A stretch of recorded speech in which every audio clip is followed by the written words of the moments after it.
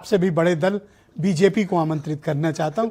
आपका एमएलए होते हुए भी आप देखिए मुख्यमंत्री हैं, और ये बीजेपी का बड़प्पन है कि वो आपको मुख्यमंत्री ही नहीं बनाती, बर्दाश्त भी करती है।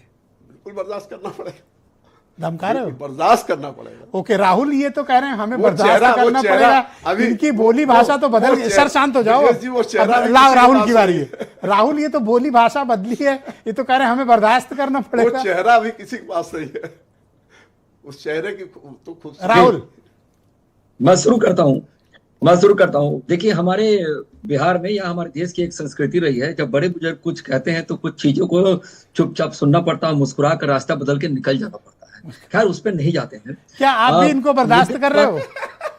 नहीं, बर्दाश्त नहीं। बड़े बुजुर्ग को बर्दाश्त करने की बात नहीं होती। वो हमारे घर के मुखिया हैं, तो उनका सम्मान हमेशा है और हमेशा रहेगा, क्योंकि बुजुर्ग से ही घर की खूबसूरती होती है। अब बात करते हैं बिहार के बारे में कि बिहार में क्या होने जा रहा है। ब्रजेश जी, जानकर बहुत आपको खुशी होगी कि ये जो चुनाव होने जा रहा है वो नेक टू नेक फाइट होगा, और बिहार को खास करके बिहार की रफ्तार बनाम जंगल राज की लड़ाई होगी, ये संतुष्टिकरण बनाम तुष्टिकरण की लड़ाई रहेगी, ये विकासवाद बनाम परिवारवाद की लड़ाई होगी, ये प्रदेश की सुरक्षा बनाम घुसपैठियों का बचाव का लड़ाई होगा, ये सनातन का उत्थान बनाम सनातन का अपमान का लड़ाई होगा, ये जन विश्वास बनाम जन आक्रोश की लड़ाई होगी, ये और साथ ही साथ बिहार के डीएनए को गाली देने वाले के खिलाफ की भी ये लड़ाई होने जा रही है।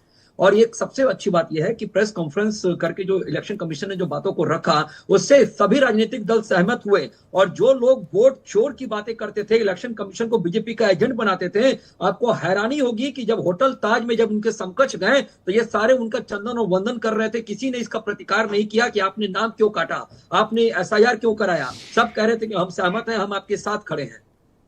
और यहाँ पे ब्रजेश जी, एक चीज सबसे बड़ी बात है कि आज जो बिहार को एक सबसे बड़ी सौगात मिल गई है मेट्रो की, जो अब बिहार अब मेट्रो भी चलाएगा। ये एक सबसे अच्छी छवि हमारे देश के अंदर बिहार को लेकर बनने जा रही है, और माननीय नीतीश जी के नेतृत्व में हम अभी भी हैं और आगे भी रहेंगे उनके साथ। और वो हमारे गठबंधन। क्या बिहार की इतनी बड़ी आपकी पार्टी है भारतीय जनता पार्टी, आपके पास एक भी लीडर नहीं है?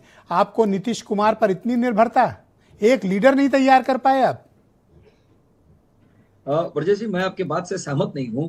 अगर इस तरह का संदर्भ होगा तो मैं आपको याद दिलाना चाहूंगा, हमारे साथी पैनलिस्ट को भी याद दिलाना चाहूंगा कि आप महाराष्ट्र का संदर्भ देख लीजिए, जब हमें कहा जाता था कि हमारे पास कोई मुख्यमंत्री का चेहरा नहीं है। आपको दिल्ली भी याद रखना होगा, क्योंकि दिल्ली में सेम प्रसंग उठाए गए थे, और हरियाणा को भूलना भी नहीं चाहिए। तो ऐसे तमाम चीजें हम भारतीय जनता पार्टी का हर एक कार्यकर्ता मुख्यमंत्री का दावेदारी पेश कर सकता है, लेकिन गठबंधन के तहत हम जो रिश्ता वो हमने शुरुआत किया था, उसको अंतिम चरण तक हम लेकर जाएंगे। नीतीश कुमार ही आपका चीफ मिनिस्टर फेस होंगे, और वही आपकी मजबूरी है, जैसा त्रिपाठी जी कह रहे थे?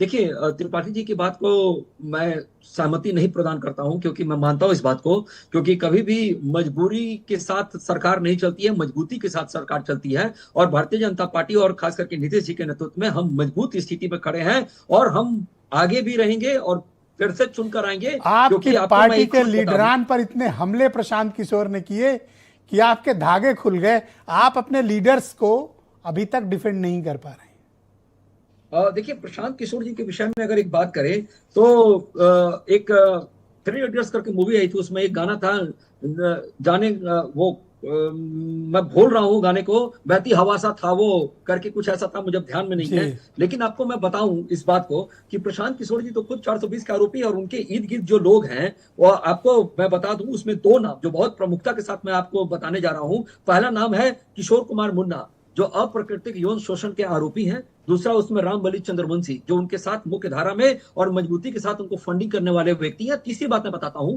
कि कांग्रेस शासित प्रदेश से उनको चंदा मिलता है, और मात्र 35,000 रुपए खर्चा वो दिखाते हैं पूरे बिहार में। क्या ये संभव है? क्या ये सार्थक है? और नॉर्वे की राजदूत आती है, वो 0 फिगर वाले पार्टी से आकर मिलकर जाती है। यानी कि ये एक संदेश देने का प्रयास किया जाता है कि कुछ ना कुछ हलचल या फिर विदेशी फंडिंग करके बिहार की राजनीति को अस्थिरता प्रदान करने का प्रयास है।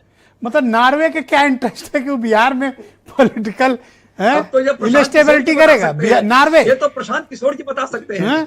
ये तो और कुछ नहीं मिला आपको। Thank you boss.